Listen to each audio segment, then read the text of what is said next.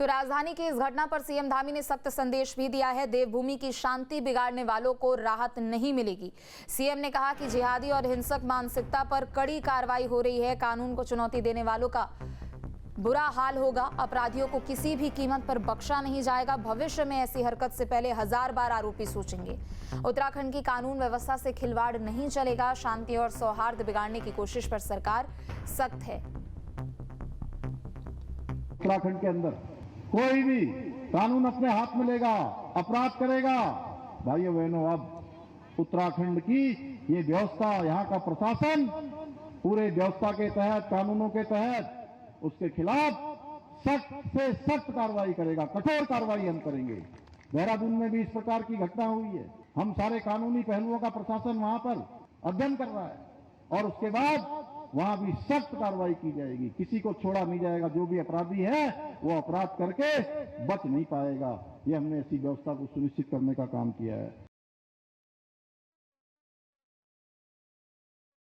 मुख्यमंत्री पुष्कर सिंह धामी को भी सुना आपने। कार्यक्रम में अपने संबोधन के दौरान उन्होंने चेतावनी दी है कि देवभूमि की अगर शांति के साथ कोई खिलवाड़ करेगा तो कानून उसके लिहाज से यहाँ पर कार्रवाई करती हुई नजर आएगी। लेकिन इन सब के बीच चूंकि स्थिति यहाँ पर तनावपूर्ण बनी हुई है तो लिहाजा सुरक्षा को देखते हुए सुरक्षा व्यवस्था कड़ी कर दी गई है। इलाके में इंटरनेट सेवा को बंद कर दिया गया है। एहतियात के तौर पर अतिरिक्त पुलिस बल की तैनाती भी है और पूरे इलाके को छावनी में तब्दील कर लिया गया। और अब देखिए मुकदमे की बात करते हैं। 12 लोगों पर मुकदमा दर्ज हुआ है। सीसीटीवी फुटेज खंगालने में पुलिस की टीम जुटी हुई है। आसपास के सभी कैमरों को खंगाला जा रहा है। हमलावरों की पहचान की जा रही है। चूंकि 25 अज्ञात लोगों के खिलाफ मुकदमा तो दर्ज हुआ है, लेकिन इन सबके बीच 12 लोगों की पहचान भी हो गई है। एफआईआर कॉपी भी हालांकि थोड़ी देर पहले जब सामने आई थी तो उसमें बाकायदा 12 लोगों के नाम भी दिखाए गए थे जिनके खिलाफ अलग अलग धाराओं में मुकदमा दर्ज किया गया है।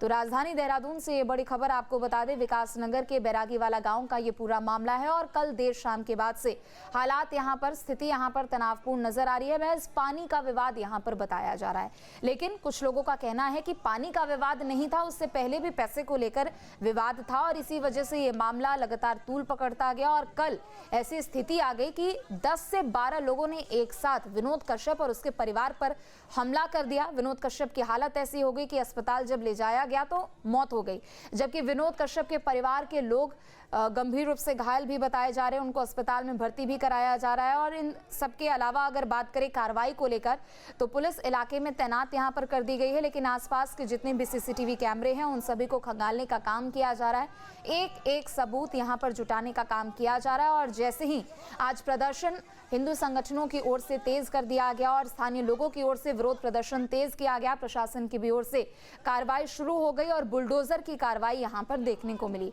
तो आला अधिकारियों की मौजूदगी में बुलडोजर की ये कार्रवाई हुई। चूंकि मौत की खबर जैसे ही ग्रामीणों को लगी, इलाके में आक्रोश फैल गया और लगातार लोग यही मांग कर रहे थे कि बुलडोजर की कार्रवाई होनी चाहिए, आरोपियों को पकड़ा जाए या तो उनका एनकाउंटर हो।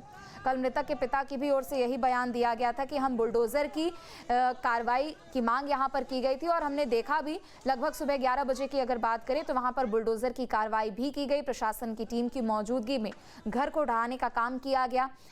शुरुआती तौर पर यह भी जानकारी निकलकर सामने आई कि 3 लोगों को गिरफ्तार भी किया गया है, उनसे पूछताछ की जा रही है। बाकी आरोपियों को लेकर जानकारी जुटाने की कोशिश भी की जा रही है और जो फरार आरोपी है उनकी धरपकड़ के लिए दबिशें भी लगातार दी जा रही है। लेकिन बाद में एफआईआर की भी कॉपी सामने आई जिसमें 12 लोगों का नाम शामिल है और उन 12 लोगों के खिलाफ अलग अलग धाराओं में मुकदमा भी दर्ज किया गया। लेकिन लोगों का गुस्सा इतना ज्यादा था, लोगों के बीच में नाराजगी इतनी ज्यादा थी कि उन्होंने आरोपियों के घर को भी आग के हवाले कर दिया। आरोपी के घर को पहले तो आग के हवाले किया गया, घर में आग लगा दी गई, तोड़फोड़ की गई। इसके अलावा घर के बाहर भी आग के हवाले यहाँ पर कुछ जगहों को कर दिया गया। लेकिन एहतियात के तौर पर पुलिस बलों की मौजूदगी यहाँ पर है।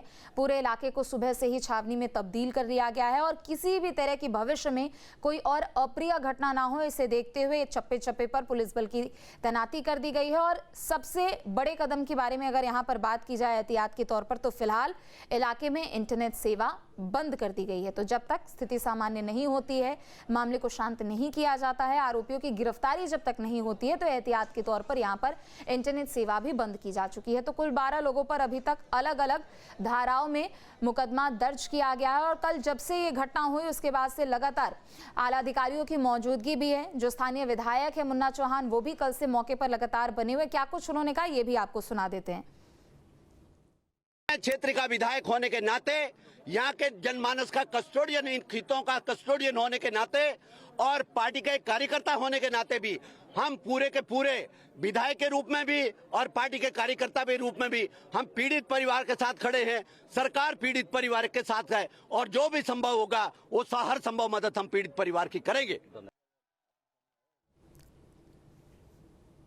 तो जो भी संभव होगा हर संभव मदद करने की बात भी यहाँ पर स्थानीय विधायक मुन्ना चौहान की ओर से की गई है। संवाददाता मनीष भी हमारे साथ जुड़ चुके हैं।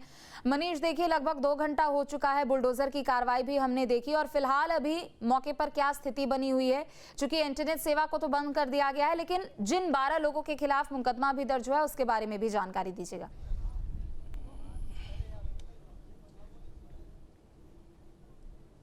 और जैसे कि कल ये मामला सामने आया था, तो कल से ही हिंदू बजरंग दल और हिंदू विश्व परिषद के लोग यहाँ जमा होने शुरू हो गए थे, साथ में बीजेपी के कार्यकर्ता, क्योंकि जो मृतक है वो बीजेपी की पार्टी से ताल्लुक रखता है। मंडल का वो ओपीसी का मंडल अध्यक्ष रह चुका है। तो इस मामले में हमेशा से देखा जा रहा है कि बहुत तनावपूर्ण स्थिति यहाँ देखने को मिल रही है।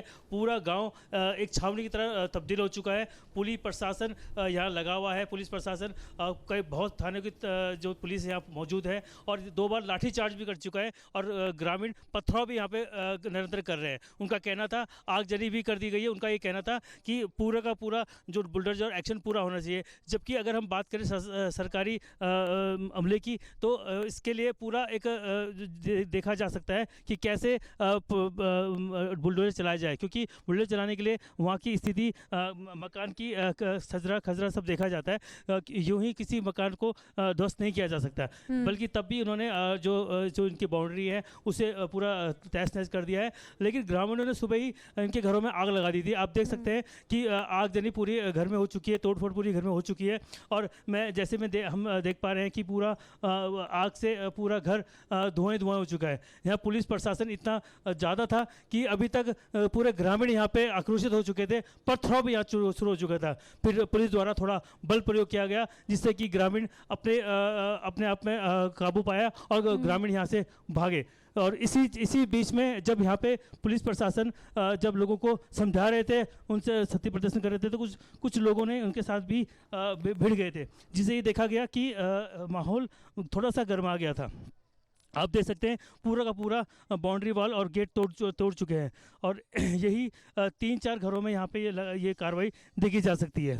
पूरा यहाँ पे ट्रैक्टर को तोड़ दिया गया है, गिरा दिया गया है। जहाँ देखिए कि अगर हम देखें तो ट्रैक्टर को भी यहाँ उल्टा कर दिया गया है। पूरा का पूरा घर तहस नहस कर दिया है। ये आक्रोशित है लोग, जो ये है बहुत ज़्यादा आग्रसित है। और ये इनका कहना यही था कि बुलडोजर के कार्रवाई के साथ साथ यहाँ पे एनकाउंटर की कार्रवाई भी की जाए। जबकि पुलिस प्रशासन का कहना है कि 3 लोग अभी गिरफ्तारी हो चुकी है और अभी तक 3 और गिरफ्तारी अभी बाकी है। आप देख सकते हैं ट्रैक्टर को भी यहाँ पे उल्टा दिया है। तो ग्रामीण इतने गुस्से में थे कि पूरा एक एक चीज़ यहाँ पे तहस नहस कर दी है। अगर आप देखेंगे, मैं कैमरा में चाहूँगा पीछे देखें, आग पूरी तरह से यहाँ लग चुकी है। जैसे कि यहाँ पे आग लगी है, पुलिस प्रशासन और जितने भी यहाँ आकर्षित लोग थे वो यहाँ से जा चुके हैं, क्योंकि यहाँ पे कई बार सिलेंडर फटने का भी खतरा रहता है बना हुआ। पुलिस प्रशासन ने यहाँ पे सबको हटाया। आप देख सकते हैं कि कितनी भयानक आग इसमें लग चुकी है। ये सुबह ही कार्रवाई यहाँ के जो लोकल और जो बीजेपी के और हिंदू विश्व परिषद के लोग थे वो कर चुके थे। पुलिस प्रशासन ने बहुत कुछ समझाने की कोशिश करी, लेकिन गांव के जो लोग थे वो मानने को तैयार नहीं थे। वो सिर्फ पूरा घर तोड़ने के फिराक में थे कि पूरा घर में कार्रवाई हो, क्योंकि पुलिस प्रशासन का और शासन का भी एक तरीका होता है बुलडोजर एक्शन में, क्योंकि एकदम से भी कार्रवाई आलम में नहीं जा सकती, क्योंकि उसमें सजरा खजरा देखा जा सकता है कि किस चीज़ किसके नाम प्रॉपर्टी है, क्या है। हालांकि गनीमत ये रही कि आरोपियों के परिवार वाले भी उनके साथ फरार हो चुके थे, घर पूरा खाली था। आप देख सकते हैं पूरी बाउंड्री तोड़ चुके हैं और पूरा का पूरा नज़ारा बड़ा उलट-पलट नज़र आ रहा है। तो ये बुलडोजर कार्रवाई एक बार उत्तराखंड में भी हम बोल सकते हैं शुरुआत हो चुकी है। ठीक है, आप बने रहे, लौटेंगे आपके पास। तो ये सीधी तस्वीरें भी आपको दिखा रहे हैं बुलडोजर कार्रवाई के बाद की ये तस्वीरें हैं।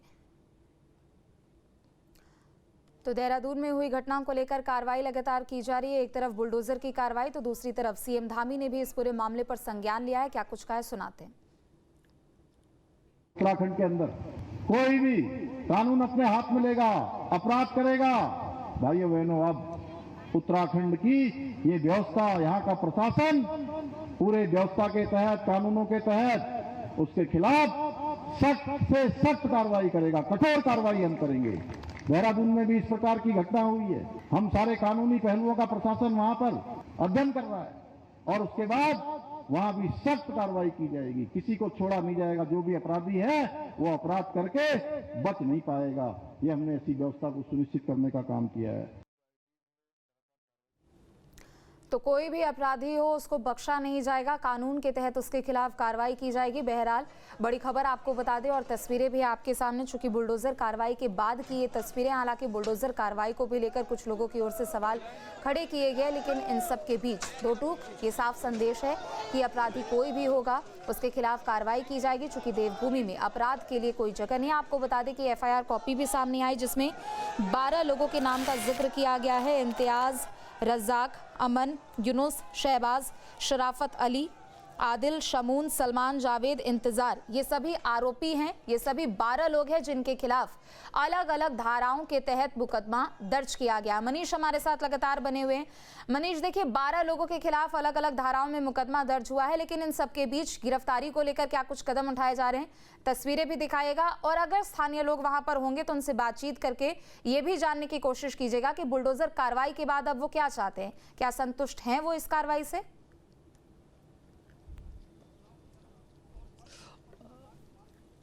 देखिए अभी 3 की गिरफ्तारी हो चुकी है क्योंकि हम अभी गांव में मौजूद हैं तो अभी उनका हम लोग नहीं दिखा सकते। रही ग्रामीण की बात, क्योंकि अभी ग्रामीण थोड़ा अग्रसित हो गए थे, उन्होंने पथराव किया था जिसके चलते पुलिस ने थोड़ा बल प्रयोग किया, उनको यहाँ से खदेड़ दिया। तो यहाँ पे अभी खाली न्यूज़ के पर्सन ही यहाँ देख पाएंगे हम लोग। हम अगर थोड़ा सा फ्री होंगे, आगे जाएंगे तो हो सकता है हमें क्या नाम है कुछ गाँव के लोग भी मिल जाए, क्योंकि जैसे जैसे यहाँ पे वो कार्रवाई चल रही है और यहाँ पे आक्रोशित बढ़ते जा रहा है। उनका कहना यह है कि हमारे को पूरा न्याय चाहिए। पूरा न्याय का मतलब एनकाउंटर का भी जिक्र यहाँ पे किया जा रहा है, जबकि पुलिस प्रशासन का बार बार मनाया जा रहा है कि पुलिस अपनी तरफ से पूरी कार्रवाई कर रही है और जितना ज़्यादा हो सकता है कार्रवाई कर रही है। परंतु क्योंकि कुछ लोग हिंदू संगठन के और बीजेपी के लोग इन चीज़ों को थोड़ा सा एग्रेसिव मोड पर है और वो चाहते हैं कि एक्शन पूरे जोर से हो, क्योंकि पहला जैसा मामला है जहाँ पे बुलडोजर एक्शन उत्तराखंड में देखने को मिल रहा है। ये लोग चाहते हैं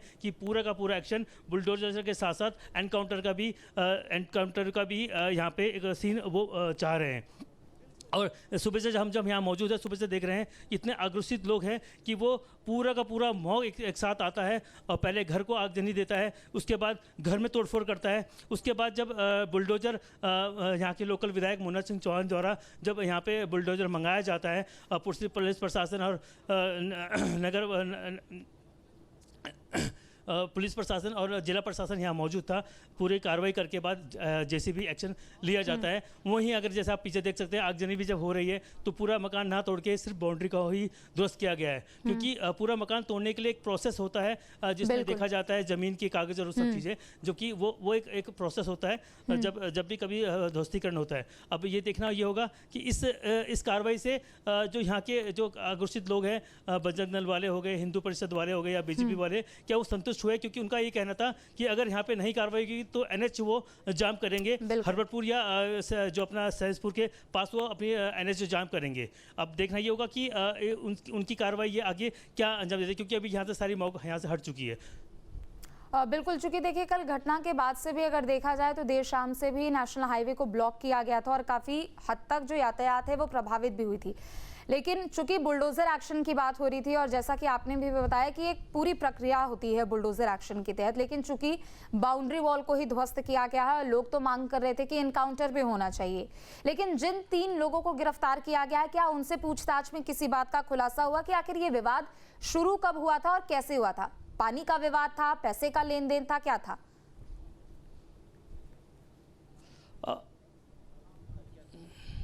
ये पुलिस का कहना है कि 3 को गिरफ्तारी कर दी गई है। हालांकि पुलिस ने अभी उनसे किसी को नहीं मिलने दिया है, क्योंकि इसमें ये कहा जा रहा है कि हो सकता है कि शायद थोड़ा सा सिक्योरिटी पर्पस हो सकता है कि मौके से ज़्यादा भीड़ भड़का कुछ और इंदसा ना हो, इसलिए अभी तक उस चीज़ को गोपनीय रखा गया है। लेकिन 3 गिरफ्तारी की पुलिस ने पुष्टि की है।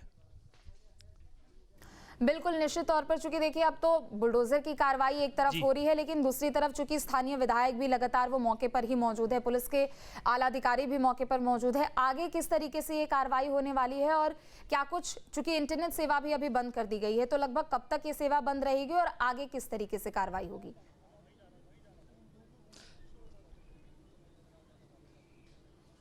जैसे सुबह से हम देख पा रहे हैं कि पहले बहुत भीड़ थी यहाँ पे हिंदू बजरंग दल के और हिंदू विश्व परिषद के और बीजेपी वाले यहाँ लोग मौजूद थे, बट अब यहाँ पे पुलिस प्रशासन द्वारा उनको हटा दिया गया है। यहाँ सिर्फ मीडिया पर्सन ही आपको देख सकते हैं। अभी आगे देखना ये होगा कि कितना अभी पुलिस प्रशासन इन चीज़ों में कितना संवेदनशील होता है और इस जगह पे को कैसे सुरक्षित रख पाता है, क्योंकि ये मौका अभी भाग जा चुका है। हो सकता है कि पुलिस के जाते ये मौका वापस आए और घर को क्षति पहुंचाए, क्योंकि लोग यहाँ कह रहे थे वो अपनी जेसीबी भी लेके आए थे ताकि वो घर को ध्वस्त कर दें। लेकिन ठीक है, आप बने रहे, लौटेंगे आपके पास।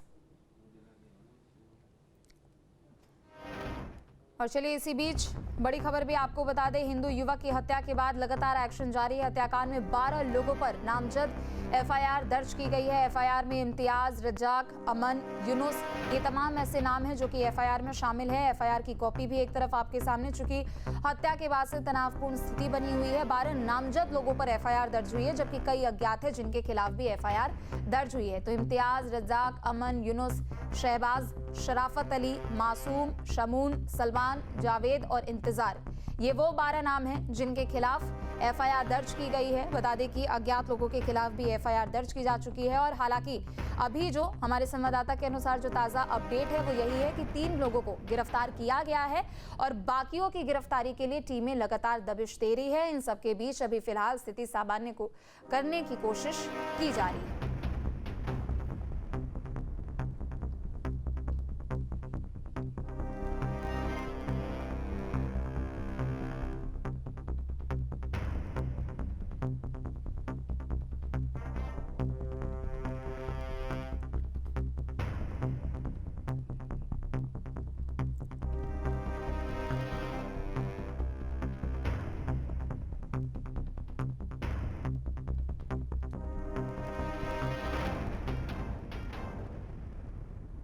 आपके मोबाइल पर तुरंत आएगी ब्रेकिंग न्यूज। स्क्रीन पर सबसे पहले दिखेगी बड़ी खबर, देश दुनिया की हर खबर एक जगह। अब आपके मोबाइल पर तुरंत फटाफट इंस्टॉल कीजिए न्यूज नेशन ऐप और रखिए खुद को अपडेट।